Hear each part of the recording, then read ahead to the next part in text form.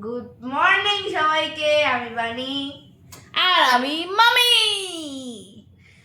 তো এখনো পর্যন্ত কালকে রাতের বেলা উঠেছে, সন্ধ্যেবেলা 8:30টার সময় উঠেছে, এখনো পর্যন্ত বাড়িতে এসে মানে হোটেলে এসে পৌঁছায়নি বাবা। আমরা কি করতাম, আমরা একটু মার্কেটিং করতে বেরিয়েছিলাম, কি পাবো কি না পাবো। না, সকালবেলা উঠে আমরা ব্রেকফাস্টে গেছি। হ্যাঁ, ব্রেকফাস্টে গেছিলাম। প্রথমে চা খেলাম 7টার সময়, তারপরে 9টার হ্যাঁ। দিকে ব্রেকফাস্টে গেলাম, লুচি খেলাম, তারপরে হচ্ছে আলুর একটা তরকারি খেলাম, আর সিমুই খেলাম, আর 1 কাপ করে চা খেলাম। এই খেলাম। তারপরে আমরা একটু গেলাম, বৃষ্টি হচ্ছিল সকালবেলা থেকে, প্রচুর বৃষ্টি হচ্ছিল, তাই বেরোতে পারিনি এত সকালে। এই খেয়ে দিয়ে উঠে আমরা বেরোলাম, বেরিয়ে তারপর আমরা দেখলাম যে কি কি জিনিসপত্র কেনার আছে, কাকে কাকে দিতে হবে, বা এটা তো থাকেই না। এবার তাই জন্য আমি কিছু অল্প কিনলেও কিনেছি। সেটা হচ্ছে, দেখি দাও মা, ওই একটা দাও, কি এই যে এই প্যাকেটে আছে কিছু চাবির রিং, আর এই যে এটা ওটা এখন দেখানো যাবে না। সিক্রেট, এটা এখন সিক্রেট আছে। হ্যাঁ, তো থাক এখন। এখানে আছে কটা চাবি রিং, জাস্ট এই কেনাকাটি হয়েছে। হ্যাঁ, আর আমরা তো ভালো করে ঘুরতেও পারিনি, সত্যি কথা বলতে গেলে। কাটরাতে মানে কাশ্মীর আর এখানে এত স্ক্যাম হয় না ভাই, এখানে বুঝে শুনে চলতে হয়। একটা অটোওয়ালা ভাই পেছনে পড়ে গেছে, কেন? আমার ইচ্ছে হলো যাবো, না হলে যাবো না।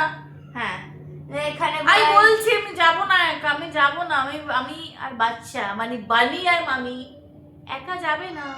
একা যাবে না, বাবা আসলে তবে যাবে। হ্যাঁ, এত দরকার নেই। জিজ্ঞেস কেন কোত্থেকে এসছি, যাবো না, আমি যাবো না।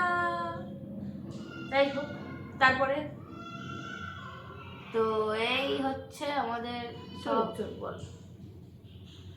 এই হচ্ছে আমাদের সব ব্যাপার স্যাপার এখন হয়েছে। হ্যাঁ, আর এরপরে তো আমরা হোটেলে চলে এলাম। হ্যাঁ। আর বাবা আসলে তারপরে আবার যাবো, এক্স্যাক্টলি। বাবা আসলে যাবো আবার, ততক্ষণ ভেতরে থাকি। আর এই জায়গাটা মানে জম্মু আর কাশ্মীর তো আমরা 1000বার আসিনি, আমি আর মা, আমরা সবাই আর কি একদম ওই জন্য কাটরাটা চেনাশোনা নয় আমাদের। তো একটা অচেনা জায়গায় দুজন মিলে একা না বেরোনোটাই ভালো হয়। বাবা আসুক, বাবা আমাদের থেকে বেশি ভালো জানবে। না, বাবাও এক্স্যাক্টলি জানে না। এখানকার লোকালস যারা, মানে যারা যাদের সঙ্গে এসছি বা হোটেলে এসছে, তাদেরকে জিজ্ঞেস করে বেরোনোটাই সেফ আছে। তো বাবা আসুক, তারপরে দেখি কোথায় কি বেরোনো যায়। তো বেরোবো, বেরিয়ে কি করলাম কি না করলাম, কিছু আরো কিছু কেনাকাটি তো চলতে থাকে। বাঙালি বেড়াতে এসে কিনবে না তা তো হয় না। কিন্তু একটুখানি এখানে দরদাম করতে হয়। দরদাম এখানে শুধু না, কাশ্মীরের প্রত্যেকটা জায়গাতে ঘোড়ায় উঠুন, তারপরে যেখানেই যাওয়ার সময় ঘোড়াতে ওঠার সময়তে দরদাম একটু করলে হয়ে যায়। আমি জানি না এক্স্যাক্টলি, এটা শুনেছিলাম কোনো একটা ব্লগারের কাছ থেকে শুনেছিলাম, একটা না হাজারটা ব্লগিং এ আমি দেখেছি। প্রচুর প্রচুর স্ক্যাম হয়, মানে পেহেলগাঁওতে বিশেষ করে হয়। হ্যাঁ, আর বেতাব ভ্যালি এইসব জায়গাতে খুব খুব স্ক্যাম। মানে বুঝে শুনে ঠিকঠাক করে আপনাকে দরদামটা করতে হবে, না হলে আপনি গেলেন মানে ঠকে গেলেন। তো এই একটা ব্যাপার, হ্যাঁ, এটাকে একটু ভেবে চিন্তে রাখতে হবে, বেশি বাড়িয়ে বাড়িয়ে দাম বলবে। হ্যাঁ, তাই জন্য একটুখানি দেখতে হবে এটা। তো দেখি এবার বাবা আসুক, বাবা এসে টিফিন খাক, তারপরে উঠুক, ঘরে আসুক একটু, তারপর আমরা এখানে তো যখন ওরা নামবে না, তখন ওই পায়ে এত ব্যথা করে, পাটা ফুলে যায় অনেকের।